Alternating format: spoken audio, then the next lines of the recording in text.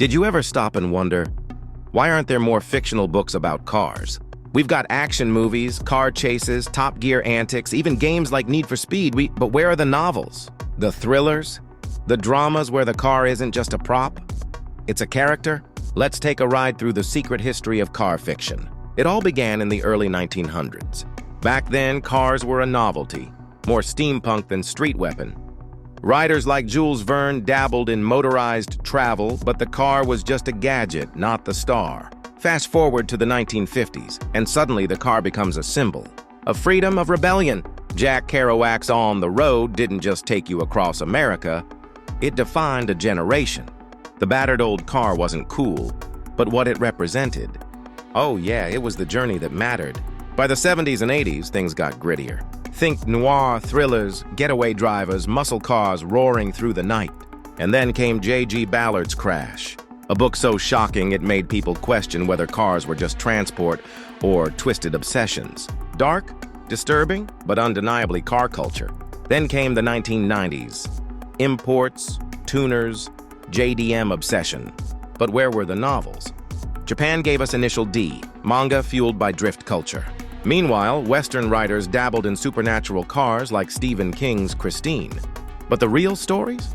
They were playing out on the streets, not in bookshops. Now, we're in the age of opportunity. YouTubers.custom builds, electrification, the fight for the soul of the motor car. And yet, car fiction still barely exists. Why? Because the publishing world still thinks petrolheads don't read. But we know that's rubbish. We love a good story, especially when it's got a throttle, a soul, and maybe a twin-turbo V8 under the bonnet.